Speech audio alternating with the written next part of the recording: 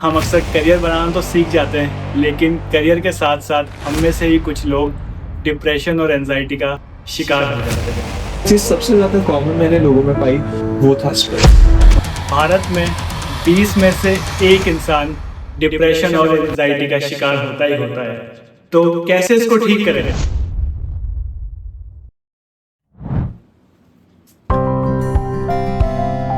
Hello दोस्तों, मैं हूं आपका दोस्त कॉलेज भैया।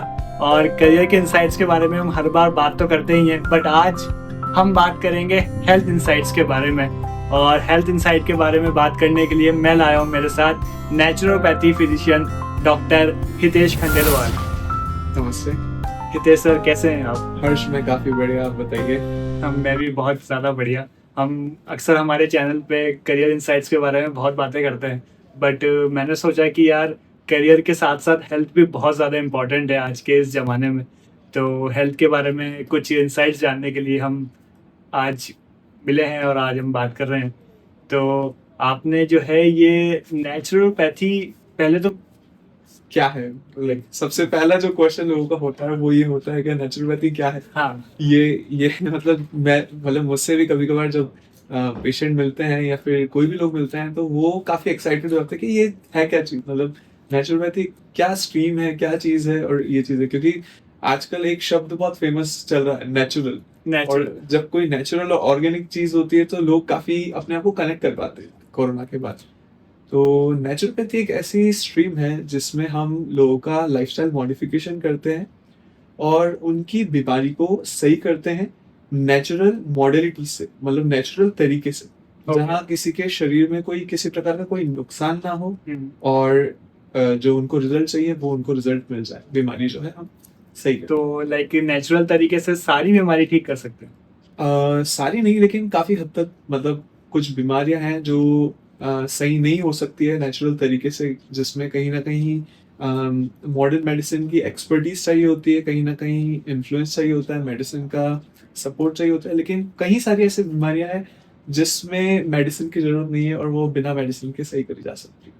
ओके, तो लाइक ये एक बहुत ही अलग तो फील्ड है, लेकिन हमारा एक बहुत जानकार फील्ड है। लाइक सुनने में ये बहुत अलग है, बट हम कहीं ना कहीं इस फील्ड को हमारे अंदर चाहते हैं और इसे यूज करना ऑफ चाहते हैं। कोर्स हर एक व्यक्ति कहीं ना कहीं इस फील्ड से कनेक्टेड है। आज बेसिक सी बात करी जाए, जब हमारे को बचपन में फीवर आता था आज से पहले, तो हमारी दादी माँ जो क्या करती थी वो पट्टी, क्या कहते हैं, ठंडी पानी की पट्टी, हाइड्रोथेरेपी, ये हमें कर दिया करती थी। लेकिन आज लोगों का पर्सपेक्टिव चेंज होता जा रहा है। आज किसी बच्चे को अगर फीवर होता है तो सबसे पहली चीज जो है हम पैरासीटामोल वहां पे सजेस्ट करते हैं। बिल्कुल। वही अब ये चीज जो है सेकेंडरी ऑप्शन में होना चाहिए, लेकिन हम इस चीज को प्राइमरी उसमें करने लग गए। मतलब हमें थोड़ा सा क्विक रिजल्ट चाहिए, शायद हम इसलिए आजकल टैबलेट का Yes. यूज करते हैं, बट कहीं ना कहीं ये अंदर इंसान को खोखला बना देती है। जरूर जरूर, और कहीं ना कहीं हर एक व्यक्ति नेचुरोपैथी से कनेक्टेड है, मैं ये मानता हूँ। ओके, हमने मतलब कभी ना कभी बचपन में नेचुरल तरीके से नेचुरोपैथी को यूज किया ही किया है। Of course of course. तो आपको किस चीज ने मोटिवेट किया कि मैं नेचुरोपैथी यूज करूं? वेल हर्ष, शुरुआत में जब मैंने नेचुरोपैथी चूज किया, तब मुझे नेचुरोपैथी के बारे में इतना कुछ पता नहीं था। ओके। लेकिन ये स्ट्रीम मेरे को कम्प्लीटली डिफरेंट लगी और स्ट्रीम से, और इस स्ट्रीम ने मुझे कहीं ना कहीं अट्रैक्ट किया। जब आप सुनते हैं किसी चीज़ को कि भाई आप नेचुरल तरीके से किसी चीज़ को सही कर सकते हैं, और मैं कहीं ना कहीं थोड़ा सा जो इन्वेजिव मेथड है, जहाँ इंजेक्शन की बात आती है, जहाँ सर्जरी की बात आती है, मैं वहाँ से थोड़ा सा दूर भागता हूँ। और मेरी कोशिश ये रहती है कि कहीं ना कहीं पेशेंट को, या मतलब खुद जो है, अब अगर आप डॉक्टर हो तो कहीं ना कहीं आप बिना किसी इन्वेजिव मेथड के थ्रू आप किसी पेशेंट को सही कर सको। तो वो एक मेरे आइडिया दिमाग में था, और कहीं ना कहीं मुझे ये सेफ एक तरीके से मेथड लगा कहीं ना कहीं इसको चूज करना। तो नेचुरोपैथी के अंदर ये कैसी आपकी जर्नी रही? लेकिन आपने क्या ऐसा यूनिक चीजें इसके अंदर सीखी? तो क्या आपके चैलेंजेस आए इसको स्टडी करने के दौरान?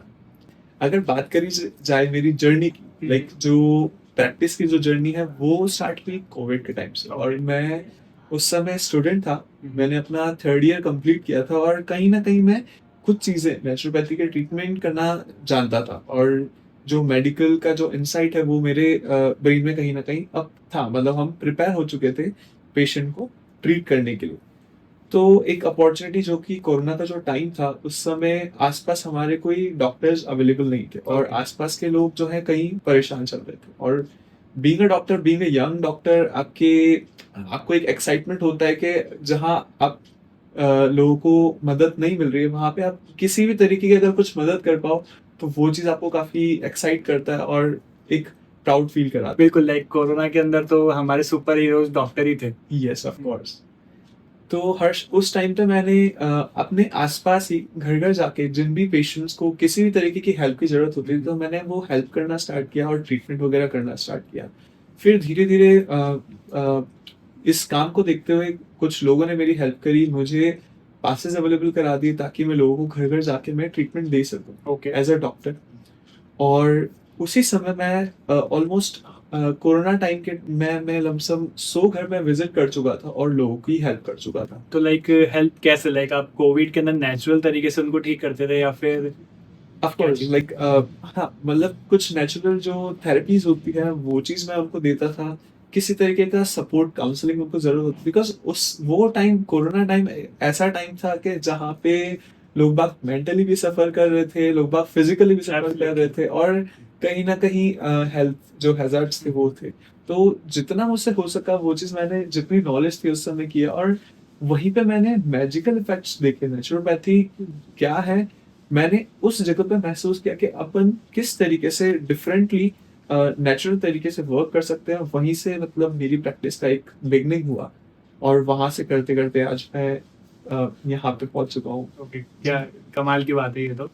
तो आपने लाइक थ्रू आउट आपको लाइक 5 इयर्स हो चुके हैं प्रैक्टिस के अंदर। यस, तो यस, तो लाइक इसके अंदर आपने मोस्ट ऑफ द पेशेंट्स की लाइक बातें सुनी होगी कि उनको ये दिक्कत है। ये तो मेरे को ऐसा लगता है कि हम जितने लोगों से मिलते हैं उतनी ज़्यादा नई नई चीज़ें जानते हैं। तो मैं हमेशा से क्यूरियस रहा हूँ कि जो डॉक्टर्स इतने ज़्यादा पेशेंट से मिले हैं तो वो ऐसी क्या उनकी बातें हैं जो उन्होंने सुनी है जिसके वजह से उनको भी कुछ नया सीखने को मिला और हम भी अभी आपसे वो चीज़ें सुनना चाहेंगे। Of course.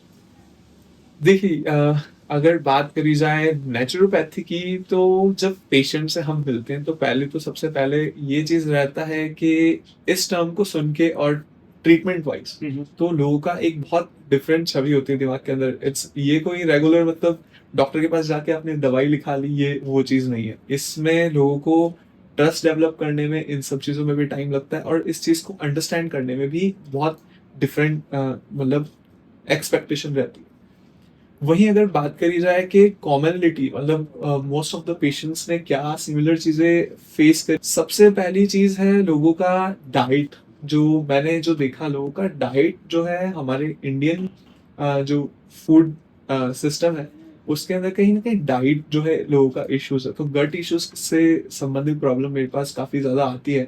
लोग बाग बोलते हैं कि पेट में गड़बड़ी रहती है या फिर कुछ लोगों को अवेयरनेस नहीं होती कि पेट में किस प्रकार की प्रॉब्लम है और वो कैसे इसको सही करें, और जिसकी वजह से कई सारी प्रॉब्लम होती है जैसे कि बॉडी के अंदर न्यूट्रिशन की डेफिशिएंसी है और भी कई सारी समस्याएं जो है वो। ऐसी कौन सी लाइक आपने बीमारी सुनी है अपने पेशेंट की जो एक बहुत ज़्यादा कॉमन बीमारी है बट शायद हम इंडियंस जो हैं वो उस बीमारी को इग्नोर कर देते हैं, बट वो बीमारी बहुत ज़्यादा ज़रूरी है हम सबको जानने के लिए? वेल हर्ष, जो एज ग्रुप मैंने देखा है वो लमसम 18 साल के बच्चों से लेकर मैंने लमसम 70 से 80 साल के बूढ़े लोग जो होते हैं उनको मैंने ट्रीटमेंट दिया। और एक चीज सबसे ज्यादा कॉमन मैंने लोगों में पाई वो था स्ट्रेस। अभी के टाइम पे जो स्ट्रेस है, मतलब आजकल 18 साल का बच्चा भी किसी ना किसी चीज के स्ट्रेस में है और 70 से 80 साल का व्यक्ति भी किसी ना किसी प्रकार के स्ट्रेस में है। और दूसरी चीज रही जो है फोन एडिक्शन, जो मैंने देखा आज हमारे इवन 5 साल के बच्चे जो टॉडलर होते हैं, जो 2-3 साल के बच्चे होते हैं, इवन वो भी मतलब फोन एडिक्टेड है। अगर उनको खाना चाहिए तो उनको फोन चाहिए। कई सारे 60 साल के 70 साल के व्यक्ति जो है आजकल स्क्रीन के एडिक्ट हो चुके हैं और इसी से संबंधित मैं देख रहा हूँ उन लोगों को स्ट्रेस भी है कहीं ना कहीं। क्योंकि हम लोग आजकल जो सोशल मीडिया में देख रहे हैं तो हम अपने आप को उन व्यक्तियों से कंपेयर करना चालू कर देते हैं और वो कंपैरिजन वो कहीं ना कहीं एक तरीके से लोगों के अंदर एक स्ट्रेस जनरेट कर रहा है। मैं तो स्ट्रेस को एज अ बीमारी मानता ही नहीं था। लाइक मैं बचपन में अगर बताऊं तो मैंने सुना है लाइक अपने बड़े भाई बहनों से कि वो स्ट्रेस में है या डिप्रेशन में है, तो मुझे लगता था कि यार एक नॉर्मल चीज़ है, ये ठीक हो जाएगी ऐसे ही। हर्ष, वैसे स्ट्रेस, ये सच्चाई की बात है, स्ट्रेस कोई बीमारी नहीं है। ओके स्ट्रेस बीमारी तब बनती है जब हम इसको मैनेज करना नहीं सीखते। ओके यहाँ पे दो प्रकार के स्ट्रेस होते हैं, हर एक व्यक्ति का एक अपना पर्सनल रेस्पॉन्स होता है एक स्ट्रेस की तरफ।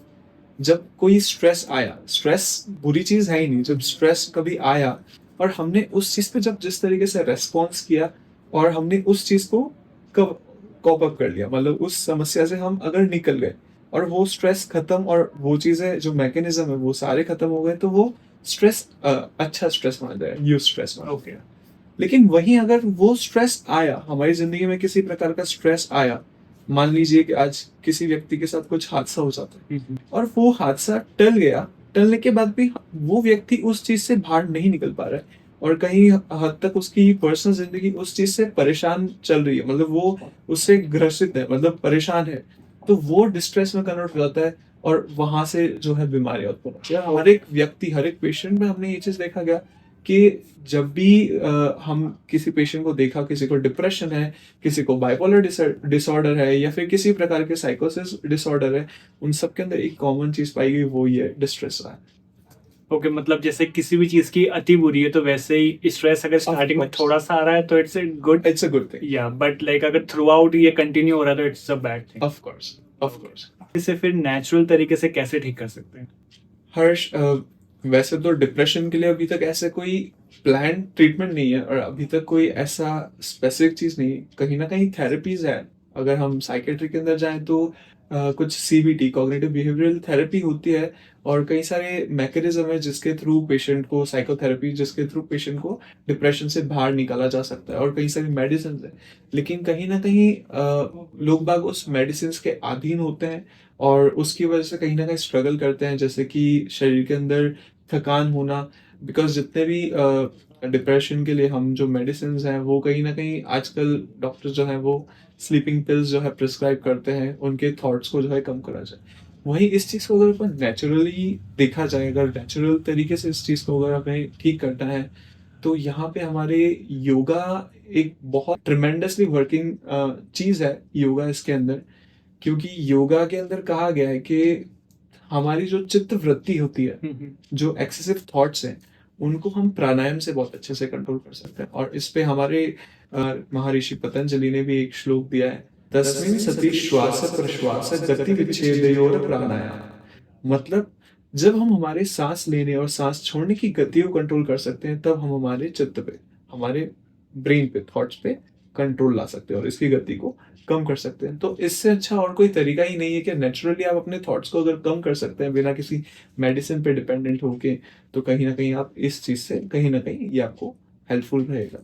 बहुत सही, मतलब लाइक मैंने ये कुछ नया सुना है कि मुझे जैसे बहुत ज़्यादा मैं इस बात को मानता हूँ कि अगर आपको अपना माइंड कंट्रोल में है तो आप कुछ भी दुनिया में कर सकते हैं। Of और course. उसी का ही लाइक आपने एक मूल मंत्र बताया है हम सब। हितेश सर, मैंने थ्रू आउट अपने करियर के अंदर बहुत से लोगों से बातचीत करी है और उसके अंदर मैंने यही देखा है कि लोग स्ट्रेस और डिप्रेशन के बहुत ज़्यादा शिकार होते हैं। तो मैं हमेशा इस क्वेश्चन में रहा हूँ कि डिस्ट्रेस और डिप्रेशन में क्या डिफरेंस है? वेल, डिस्ट्रेस एक कम्प्लीटली डिफरेंट चीज है डिप्रेशन से।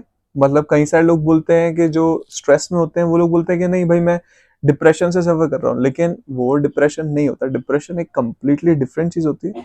लेकिन डिस्ट्रेस डिप्रेशन का एक हिस्सा है, मतलब जो डिप्रेशन की शुरुआत ही डिस्ट्रेस है। और जब व्यक्ति अपने थॉट्स को कंट्रोल नहीं कर पाता है, जैसे अपन ने डिस्कस किया कि थॉट्स को कंट्रोल नहीं कर पाना, ओवर थिंकिंग आजकल जो बहुत कॉमनली चल रही है, और उसके साथ साथ फियर्स जनरेट कर लेना और अपने काम पे फोकस ना कर पाना, कोई भी अपनी सोशल एक्टिविटी या अपने जो रोजमर्रा के काम है उन पे फोकस ना कर पाना, और फिर सडनली एक होप खो देना। और कभी कभार कुछ लोग इस चीज से इतना सफर कर लेते हैं कि उनको सुसाइडल थॉट्स, और वो अपनी लाइफ गिव अप कर देते हैं। तो कहीं ना कहीं उस स्टेज तक पहुंच जाना स्ट्रेस को लेकर, वो एक तरीके से डिप्रेशन कहलाएगा। ओके, तो ओवर थिंकिंग की जो पार्ट है ये डिस्ट्रेस है। ऑफ कोर्स ओवर थिंकिंग जो है, जब हम ओवरथिंकिंग और ट्रॉमा को साथ में जोड़ दें, और जब कोई व्यक्ति इस चीज से उभर नहीं पाए, मान लो किसी प्रकार का कोई ट्रॉमा है, कोई व्यक्ति उससे सफर कर रहा है और वो उससे उभर ही ना पाए, और प्लस उसके साथ मल्टीपल थॉट्स आ जाए, मतलब इस चीज में कहीं सारे मल्टी मॉडल चीजें आ जाती हैं वैसे अगर डिस्कस करी जाए। मान लीजिए आज कोई व्यक्ति है, आज कोई स्टूडेंट है, आज वो पूरी मेहनत करता है, मेहनत करके अपना पूरा टाइम एफर्ट सब चीज देके वो किसी एग्जाम की तैयारी करता है। अब वहां पे जो स्टूडेंट है उसकी लाइफ सिर्फ वहीं तक नहीं सीमित है, वहीं पे उसके फैमिलीज भी हैं, वहीं पे उसके आसपास के लोग हैं, वहीं पे उसके सोशल फैमिली रिलेटिव्स हैं। हर एक इंसान की एक होप होती है उस बच्चे से और एक्सपेक्टेशन होती है, और बीइंग अ स्टूडेंट जब हम उस उम्र में होते हैं तो हम लोग भी एक इस चीज को एक तरीके से एक प्रेशर के तरीके से हम ले लेते हैं। वहीं आप मेहनत कर रहे हो, सब कुछ कर रहे हो, आप कहीं ना कहीं आप अपने आप को रिप्रेजेंट कर रहे हो सोशल वर्ल्ड के अंदर कि नहीं, ये एक पढ़ने वाला बच्चा है और ये कर लेगा। और जब ये बच्चा जब पूरा एफर्ट्स देता है सब कुछ करने के बाद, जब उसको उसके मुताबिक रिजल्ट नहीं मिलते हैं, तो वहां पे उस स्टूडेंट को जो है खुद पे डाउट होना चालू होता है। वो खुद पे सेल्फ डाउट करना चालू करता है, ओवर थिंकिंग करता है। वो सोचता है कि अगर मैं कामयाब नहीं हुआ तो मेरे रिलेटिव क्या सोचेंगे, मेरे आसपास के लोग क्या सोचेंगे, मेरे दोस्त क्या सोचेंगे। एक उस इमेज को, एक रेपुटेशन को अपने दिमाग में लेके चलता है। वहीं अगर वो दूसरी कोशिश करता है, सेकंड अटेम्प्ट में भी अगर चीजें नहीं कर पाता है या कुछ इस तरीके से, तो वहीं पे वो बच्चा जो है डरने भी लगता है, वो बच्चा ओवर थिंकिंग भी स्टार्ट कर देता है। उस बच्चे को और कोई होप दिखती नहीं है, और कहीं ना कहीं वो एंड अप करता है ऐसे कुछ डिसीजन बनाने में। लेकिन वहीं अगर इस जगह पे इन थॉट्स को रोका जाए, इस फियर को काउंटर करने के लिए कोई एक हमारा कोई गुरु हो, कोई एक मेंटर हो जो कि उनको उससे हेल्प करें कॉप अप करने में, उनको एक अंडरस्टैंडिंग दे, ये उनको बताए कि नहीं, दिस इज नॉर्मल, ये चीज ठीक है। आप आपने अगर इस चीज में सक्सेस प्राप्त नहीं करी तो और चीजें भी हैं, जिंदगी सिर्फ इतनी ही नहीं है, यहाँ से जिंदगी और आगे है। यही हर एक व्यक्ति, मतलब हर, ये सिर्फ बच्चों के बारे में नहीं, कहीं सारे लोग हैं जो एक्सपेक्ट किया होता है उस हिसाब से चीजें नहीं जाती, तो लोग उसको एक्सेप्ट नहीं कर पाते, और वहीं पे जो है चीजें बिगड़ना चालू होती है। और हम यहाँ पे जो है वही रोल प्ले कर रहे हैं, एक मेंटर का रोल प्ले कर रहे हैं, वहीं हम लोगों को बता रहे हैं कि कैसे इस तरीके से बाहर निकलना है, और हमारी कोशिश होती है कि ये चीज नेचुरल तरीके से करा जाए और कहीं ना कहीं रूट कॉज से, मतलब जो जड़ से बीमारी को सही करा जाए, और डिप्रेशन से हम लोगों को सही करें। Okay, like how we can then overcome from depression? Like, is there any one of your clients or one of your patients which you faced and you find very difficult to like pull him from the depression? Of course, Harsh, there has been a lot of patients, like uh, for example, like हमारे एक patient रहे हैं जिनको उनकी family, mother in law से कोई issue था, और उनकी कुछ रिलेटिव से लेके कुछ इशू था, ऐसा कुछ पर्सनल उनकी लाइफ में कुछ नहीं था, लेकिन उन लोगों के ताने और इन सब चीज़ों से, और वो व्यक्ति, वो पेशेंट 3 साल से डिप्रेशन से सफ़र कर रहे हैं, कहीं ना कहीं अपनी नॉर्मल ज़िंदगी नहीं जी पा रहे, वो उन लोगों को फेस नहीं कर पा रहे हैं, और अगर फेस कर रहे हैं तो वो कहीं ना कहीं उनकी लाइफ उससे अफेक्ट हो रही है। वो उन लोगों को रोने का मन कर रहा है, लेकिन वो चीज़ भी नहीं कर सकते, क्योंकि आप एक उम्र के बाद वो चीज़ों से आप नहीं कर सकते हैं। तो हमने उन पेशेंट को कई सारी तरीके बताए कि कैसे आप अपने आप को वहाँ से डिस्ट्रैक्ट करें। सबसे पहली जो चीज़ हमने उनको सिखाया वो था एक्सेप्टेंस, कि हम हर एक व्यक्ति को चेंज नहीं कर सकते। आज जो व्यक्ति उनके जो रिलेटिव हैं, आप उनको चेंज नहीं कर सकते हो, उनका जो बिहेवियर है वो वैसा ही रहेगा। वहाँ पे जो बदलाव ला सकते हो आप अपने खुद के अंदर बदलाव ला सकते हो, अपने बिहेवियर के अंदर बदलाव ला सकते हो, अपनी सोच पे बदलाव लेके आ सकते हो, और कहीं ना कहीं अपने आप को डिस्ट्रैक्ट करके अपनी लाइफ आप उस तरीके से जी सकते हो। हमने वो चीज़ उनको कहीं सारी हमने टेक्निक्स दी, हमने उनको रिलैक्सेशन सेशंस दिए, हमने उनको कुछ काउंसलिंग दी, हमने उनको कुछ प्राणायाम सेशन दिए, हमने उनको कुछ मेडिसिन दी। ऐसी कई सारी नेचुरल मेडिसिन होती है जो कि आपके स्ट्रेस को कहीं ना कहीं कम करती है। यहाँ पे अगर बात करा जाए तो जब भी हम किसी पेशेंट को डिप्रेशन, या फिर कोई पेशेंट जो स्ट्रेस से या कोई भी साइकोलॉजिकल डिसऑर्डर से सफ़र कर रहा है, कहीं ना कहीं उनकी ब्लड के अंदर कॉर्टिसोल की मात्रा बहुत ज़्यादा पाई जाती है। और जब भी हम कुछ ऐसी एक्टिविटीज़ करते हैं, जैसे वॉक करना, कहीं हम बाइक राइड पे निकल गए, कार राइड पे निकल गए, ये सब चीज़ें, या फिर अच्छे प्रकार का खाना खाना जो हमें अच्छा लगे, जो मन को अच्छा लगे उस प्रकार का खाना खाना, तो ये सब चीज़ें कहीं ना कहीं काउंटर एक्ट करती है हमारे कॉर्टिसोल लेवल्स पे, और कई सारे अच्छे हार्मोन जैसे सेरोटोनिन, डोपामाइन, और ये सब हमारी बॉडी के अंदर एंडोर्फिन्स ये सब रिलीज होते हैं और कहीं ना कहीं हम कुछ समय के लिए ये पेशेंट अच्छा फील कर पाते हैं, लेकिन वो कहीं ना कहीं एक हीलिंग फेज में चले जाते हैं। आप आज आपको बुरा लग रहा है, किसी चीज से सफर कर रहे हो, आप वॉकिंग पे चले जाओ, आप लोगों से बात करो, और लोगों से, जिन लोगों से आप ट्रस्ट करते हो, आप अपनी बातें उनसे शेयर करो। उन वो चीजें कहीं ना कहीं बहुत हेल्प करती है। आप बाइक राइड्स पे निकल जाइए, आप एक्सरसाइज करिए, आप अच्छा एक रूटीन फॉलो करिए।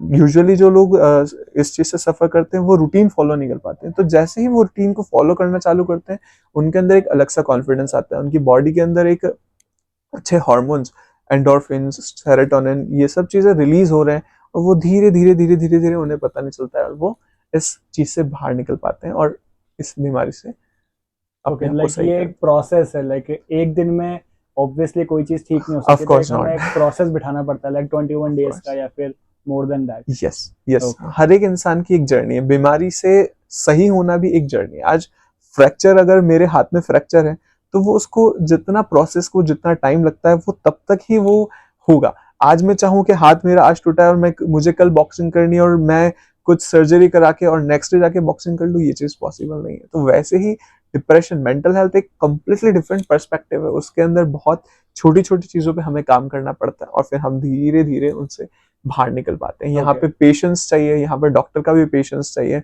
वहाँ पे पेशेंट का एक कॉन्फिडेंस चाहिए, पेशेंट की एक अंदर से सही होने का एक कॉन्फिडेंस चाहिए कि मैं इस चीज से बाहर निकल सकता हूँ, मोटिवेशन, ये सब चीजों से उसके बाद जाके एक पेशेंट सही हो पाता है। Okay, yes. तो जब मैं गुड़गांव में था, तो वहाँ पे तो मैंने ये थेरेपी बहुत ज़्यादा देखी थी, लेकिन जब मैं वापस कुछ टाइम के लिए कोटा शिफ्ट हुआ, जो कि एक नॉर्मल टाउन है, तो वहाँ पे मैंने ये चीज़ नहीं देखी। शायद यहाँ के लोगों को थोड़ा सा एक्सपेंसिव लगता है ये, या फिर अभी इतनी अवेयरनेस भी नहीं है। तो क्या सीन है इसके अंदर? पहली चीज हर्ष, ऑफ कोर्स लोगों को अवेयरनेस नहीं है थेरेपीज को लेके। अभी भी लोगों के मन के अंदर ये थॉट्स होते हैं कि ये चीज एक एक्सपेंसिव चीज है और ये रिच लोगों के लिए है, और कहीं ना कहीं वो अफोर्ड नहीं कर सकते हैं। एक ये चीज भी है, और दूसरी चीज उनको लगता है कि ये चीजें बिकॉज टाइम लेती है। आज थेरेपीज जो है वही क्विक मेडिसिन की जगह आज 10 दिन लेंगे, और उस चीज का एक स्पेसिफिक चार्ज होगा, तो वो काफी कॉस्टली उनको लगता है। तो कहीं ना कहीं लोग बाग जो है इस चीज के प्रति इतना अवेयर नहीं है अभी, तो लोगों को कहीं ना कहीं एक्सपेंसिव लगता है, लेकिन ऐसा कुछ नहीं है। वहीं आप जो 3 साल तक आप परेशान रहेंगे ट्रीटमेंट के लिए, आप मेडिसिन खाएंगे और आप अपने शरीर को नुकसान पहुंचाएंगे, वहीं आप उस चीज को अगर रूट कॉज से सही कर सकते हैं, तो कहीं ना कहीं ये एक्सपेंसिव नहीं है। तो आपने जैसे स्ट्रेस के योगा एडवाइस हमें दी, तो वैसे यस, कोई डिप्रेशन के लिए भी कुछ योगाज है जो फॉलो कर सके रूटीन के अंदर? ऑफ कोर्स कई सारे ऐसे आसनास हैं जो कि आपका मेंटल हेल्थ को भी इम्प्रूव करता है और एक सेल्फ कॉन्फिडेंस बूस्ट करता है। जिसमें जैसे वीर भद्र जो आसन है, वो एक ऐसा आसन है जो कि कहीं ना कहीं आपको एक सेंस ऑफ मोटिवेशन, एक वॉरियर की तरह आपको महसूस कराता है, और सच में वो आपके सेल्फ एस्टीम को बूस्ट करता है। तो डिप्रेशन और डिस्ट्रेस के बारे में हमने बात तो कर लिया, लाइक इसके अंदर नेचुरल तरीके से कैसे इसको ठीक किया जा सकता है, लेकिन कुछ ऐसी क्रोनिक डिजीजेस मैंने देखी है जो मुझसे कहीं बहुत ज़्यादा रिलेटेड है, और वो मुझे लगता है कि शायद उसमें टैबलेट्स तो इन्वॉल्व होती ही होती है। फॉर एग्जांपल लाइक मेरे जो पापा हैं, उनको 12 साल से डायबिटीज़ है, और वो टैबलेट्स लेते हैं 2 टाइम दिन में, तो वो कंट्रोल तो हो जाती है उनकी शुगर उससे, लेकिन कहीं ना कहीं वो उन्हें कमज़ोर बना रही है। तो क्या मतलब मैं बहुत ज़्यादा इसमें इंटरेस्टेड हूँ कि नेचुरल तरीके से क्या डायबिटीज़ को ठीक किया जा सकता है? हर्ष, ये एक कड़वा सच है कि डायबिटीज को ठीक तो नहीं करा जा सकता है, और ये भी सच्चाई की बात है कि डायबिटीज एक समय के बाद एक शरीर को खोखला बनाते जाती है। जो मैं अपनी प्रैक्टिस के अंदर जो डिफिकल्टीज फेस करता हूँ, वो ज़्यादातर डायबिटीज पेशेंट से रिलेटेड रहती है कहीं ना कहीं, क्योंकि डायबिटीज के थ्रू न्यूरोपैथीज आजकल बहुत कॉमनली होते जा रही है, और न्यूरोपैथीज के चक्कर में नसें स्पेसिफिकली के सेंसेशन जो है अपना मतलब खो देती है और डैमेज हो जाती है, जिसकी वजह से कई सारी प्रॉब्लम पेशेंट फेस करते हैं। अगर उनको कट भी लग जाता है तो उनको उसका एहसास ही नहीं है कि किसी प्रकार की चोट लग चुकी है या किसी, और वो चीज़ किसी सीवियर चीज़ में, गैंग्रीन वगैरह इन सब चीज़ों में कन्वर्ट हो सकती है। और इवन साइलेंट जो अटैक्स आजकल हम जो देख रहे हैं वो कहीं न कहीं डायबिटीज़ से रिलेटेड हैं, तो ये चीज़ है। एंड डायबिटीज़ को अगर हम कंट्रोल करके चले तो कहीं न कहीं ऑफ कोर्स इस चीज़ को हम जो ये कॉम्प्लिकेशंस हैं इनको हम रोक सकते हैं। और ये सच्चाई की बात है कि कहीं न कहीं हम डिपेंडेंट है अभी डायबिटीज़ को लेके, मेडिसिन्स पे डिपेंडेंट है, क्योंकि इफेक्टिवली अगर इस चीज़ को कंट्रोल करना है तो कहीं न कहीं मेडिसिन्स लेनी पड़ती है। लेकिन ये चीज़ भी एक सच है हर्ष, अगर हम हमारी लाइफ़स्टाइल को मेंटेन करके चलें, अगर हमारी लाइफ़स्टाइल को इम्प्रूव करें, जैसे कि कोई फिज़िकल एक्टिविटी डायबिटीज़ पेशेंट अपनी ज़िंदगी के अंदर इंक्लूड करता है, कुछ डाइटरी चेंजेस करता है, तो वहाँ पे वो डायबिटीज़ को कंट्रोल करा जा सकता है। और कई सारे ऐसे लोग हैं जिन्होंने मेडिसिन भी बंद कर दी है, और कई सारे लोग नेचुरल सॉल्यूशंस पे आ गए हैं और अपनी डायबिटीज़ को कंट्रोल करके चल रहे हैं। लेकिन वो जो एक्टिविटीज़ आपने लाइफ के अंदर लेके आए हैं उसको कंटिन्यू रखिए, उसको डिसिप्लिन के साथ करिए, और प्लस दूसरी चीज़ इसको मॉनिटरिंग पे रखिए। जितना ज़्यादा आप मॉनिटरिंग पे रखेंगे तो वहाँ पे इस चीज़ को अच्छे से कोप अप कर सकते हैं। तो लाइक क्या क्या इसमें कुछ आप एडवाइस दे सकते हैं हमको कि डायबिटीज़ को लेके, जैसे योगा या फिर एनीथिंग एल्स जिसकी वजह से डायबिटीज़ कंट्रोल हो सके? मतलब लाइक टैबलेट्स तो लेनी ही पड़ेगी, ऑफ कोर्स। बट इसके साथ साथ कुछ ऐसी थेरेपी जो खोखला कम बनाए शरीर को। हर्ष, जितना हमने डायबिटीज़ के पेशेंट देखे हैं तो मेजरली देखा गया है कि जो पेशेंट जो वॉक करना स्टार्ट कर देते हैं और एक अपनी पूरी बिजी लाइफस्टाइल में भी अगर टाइम निकाल के वो एटलीस्ट कुछ हज़ार कदम अगर चलते हैं, तो कहीं ना कहीं देखा गया है कि डायबिटीज़ ड्रॉप डाउन होती है और उनकी नर्व्स जो है कहीं ना कहीं फंक्शनैबिलिटी में अच्छी रहती है और पेशेंट के मुकाबले। दूसरी चीज़ जो देखी गई, अगर कोई पेशेंट अपनी डाइट के अंदर प्रोटीन के सोर्सेज जोड़ दें, जैसे कि हरा मूंग, काले चने, इस प्रकार के डाइट के अंदर प्रोटीन सोर्सेज जोड़ दें, तो कहीं ना कहीं उनकी डायबिटीज शुगर जो है वो कंट्रोल रहती है। और सिंपल शुगर्स की जगह कॉम्प्लेक्स शुगर्स को लेना चालू कर दें, और फ्रूट्स ले सकते हैं, कई सारे ऐसे कॉम्प्लेक्स शुगर के सोर्सेज होते हैं फ्रूट्स में, वो चीज़। और आपने सुना होगा कई सारे लोग बोलते हैं कि आप खाना खाने के बाद करेला लीजिए, मेथी दाना लीजिए। अब लोगों को नहीं पता इस चीज़ को कैसे मतलब यूज़ करना है। और दूसरी चीज़, कई सारे लोग मिथ समझते हैं कि ये चीज़ें काम नहीं करती। ऑल्दो ये सच है कि जो करेला है, करेले के अंदर नेचुरल पी इंसुलिन नामक एक केमिकल होता है जो कि हमारी ब्लड ग्लूकोज को कंट्रोल करता है। और नेचुरल जो डायबिटीज होने का मेन कारण है वो ये है कि हमारी सेल्स जो है हमारी बॉडी के अंदर बनने वाले जो नेचुरल इंसुलिन है उसको ही यूटिलाइज नहीं कर पाती, या फिर वो इंसुलिन बना ही नहीं पाती है। तो डायबिटीज की शुरुआत वहीं से ही होती है।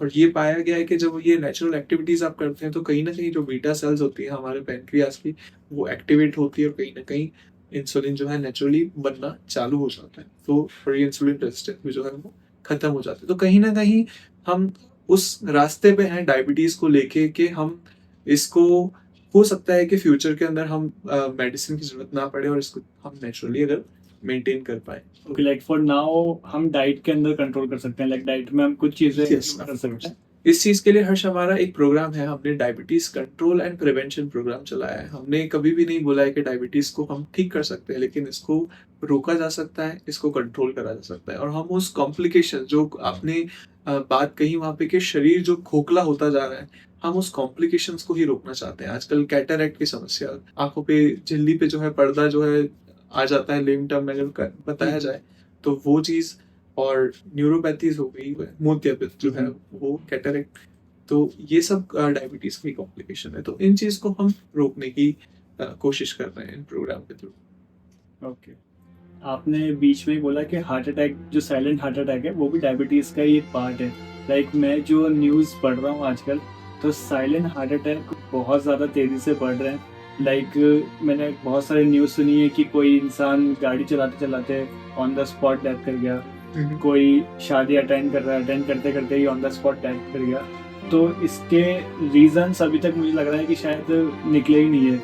लाइक बहुत सारे, पहले तो इसको जिम के अंदर बोल रहे थे कि जिम करने वाले लोगों को हो रहा है, बट लाइक सेलिब्रिटीज जो हैं जिनको हो रहा है ये, तो वो तो मुझे लगता है जिम कर रहे हैं पर अच्छी डाइट भी ले रहे हैं, पर उसके बाद भी उनको साइलेंट अटैक आ रहे हैं।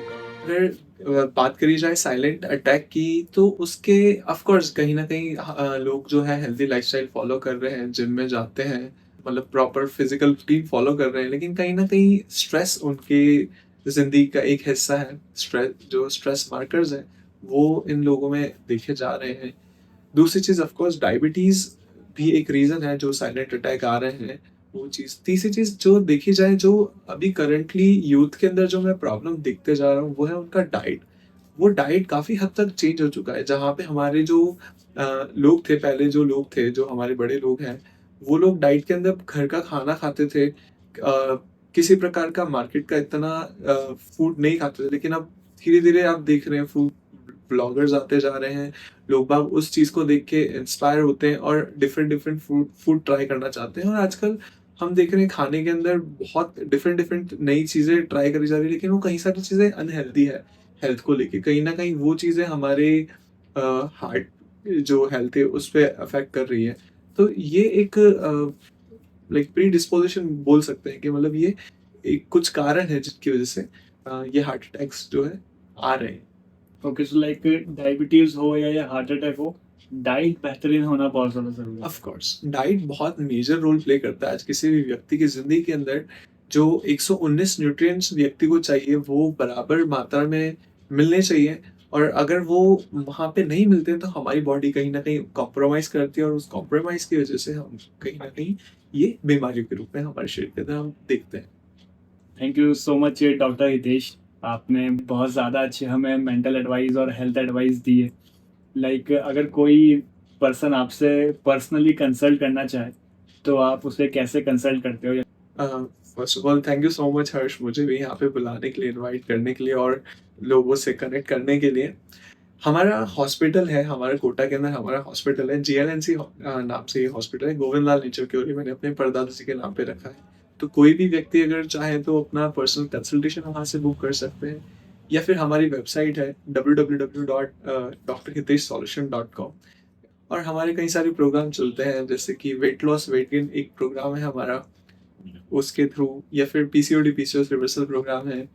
मनस करके हमारा हेल्थ मेंटल हेल्थ के लिए एक प्रोग्राम है। Skin disorder skin care programme है। और जैसे कि मैंने बताया diabetes reversal and diabetes control programme है। तो उसके माध्यम से भी लोग हमसे अप्रोच कर सकते हैं। और इसके अलावा हमने एक आयुर्यूज करके वेबसाइट है जहाँ पे हमने रिसेंटली अपने आप को रजिस्टर किया है। तो कोई भी व्यक्ति चाहे वहाँ पे हमारे को आके रजिस्टर कर सकता है और कंसल्टेशन कर सकता है। Thank you so much doctor Hitesh आने के लिए, थैंक यू सो मच हर्ष। और हमें लाइक ये बेहतरीन मेंटल और हेल्थ एडवाइस देने के लिए। Thank you so much.